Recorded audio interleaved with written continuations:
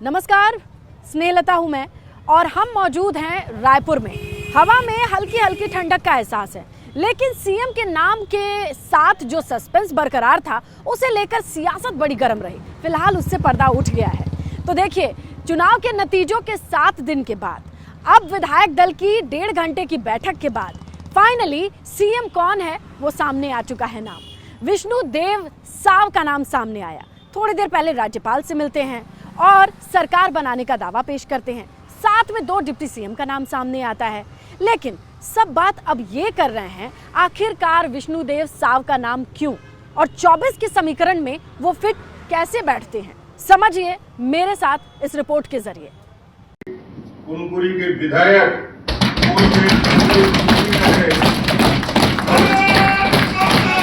अध्यक्ष है।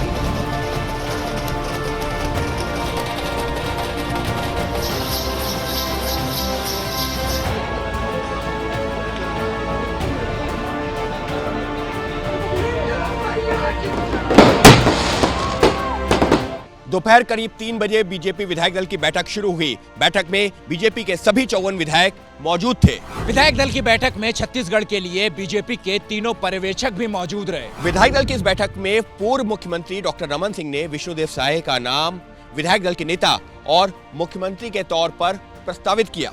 डॉक्टर रमन सिंह के प्रस्ताव का समर्थन सबसे पहले प्रदेश अध्यक्ष अरुण साव ने किया। इसके बाद 8 बार के विधायक और छत्तीसगढ़ के पूर्व गृह मंत्री और रायपुर दक्षिण से विधायक बृजमोहन अग्रवाल ने भी इसका समर्थन किया।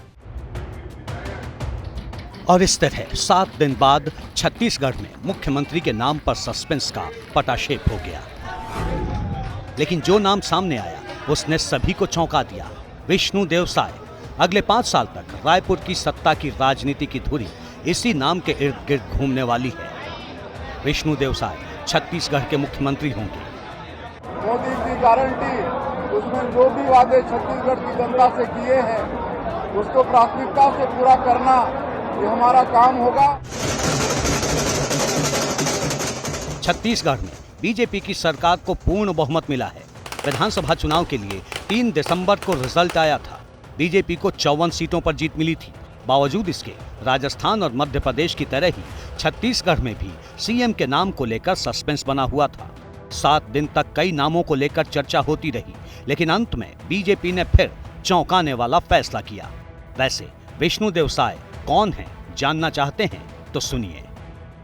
राजनीति में विष्णुदेव साय साफ सुथरी छवि और लंबी राजनीतिक पारी खेलने वाले बड़े आदिवासी नेता हैं। किसान परिवार से ताल्लुक रखने वाले साय ने लंबा राजनीतिक सफर तय करके ऊंचा मकाम हासिल किया है। साय प्रदेश से लेकर के देश की राजनीति में भी लगातार सक्रिय रहे हैं। विष्णुदेव साय रायगढ़ लोकसभा सीट से सांसद भी रह चुके हैं। मोदी सरकार 1 के दौरान विष्णुदेव साय केंद्र सरकार में मंत्री भी रह चुके हैं। विष्णुदेव साय छत्तीसगढ़ बीजेपी के अध्यक्ष भी रह चुके हैं। विष्णुदेव साय को सियासत का लंबा तजुर्बा है। 1990 से चुनावी राजनीति में हैं। 1990 से 1998 तक विधायक रहे। 1999 से 2019 तक सांसद रहे। 2014 से 2019 तक केंद्रीय राज्य मंत्री रहे।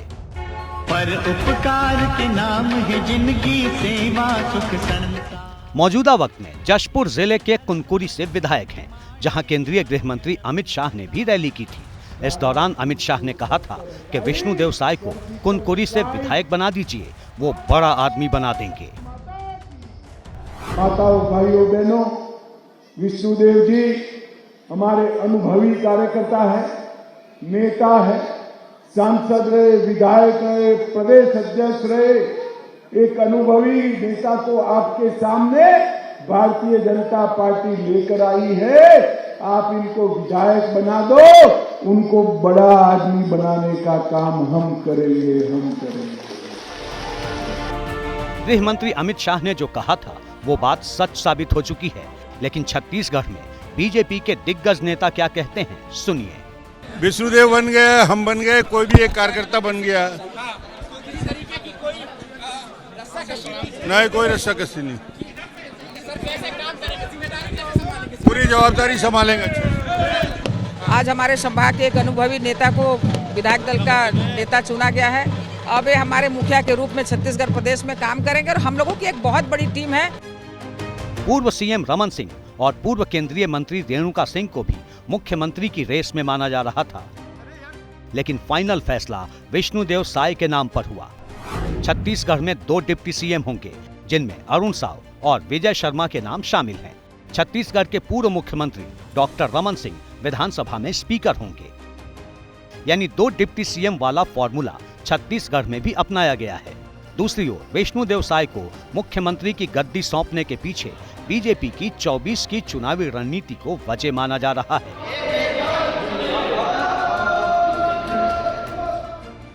विष्णुदेव साय आदिवासी समुदाय से आते हैं। छत्तीसगढ़ की कुल आबादी करीब 2 करोड़ 75 लाख है। इनमें 34% लोग आदिवासी हैं। विधानसभा चुनाव में आदिवासियों के लिए 29 सीटें रिजर्व हैं। इन 29 सीटों को छोड़कर भी कई ऐसी सीटें हैं जहां आदिवासी वोटर्स हार जीत में अहम फैक्टर बनते हैं। छत्तीसगढ़ में लोकसभा की 11 सीटों में से 4 सीटें आदिवासियों के लिए आरक्षित हैं। छत्तीसगढ़ की सियासत में ऐसा कहा जाता है कि आदिवासी वोटर जिस पार्टी के साथ जाता है, राज्य में उसी की सरकार बनती है। 2018 में कांग्रेस ने 28 आदिवासी सीटों पर जीत हासिल की थी। इस बार आदिवासी बहुल इलाकों में बीजेपी को बम्पर वोट मिले हैं।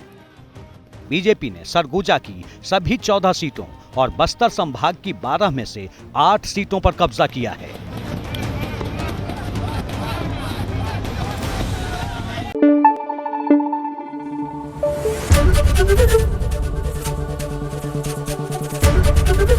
एबीपी न्यूज आपको रखे आगे।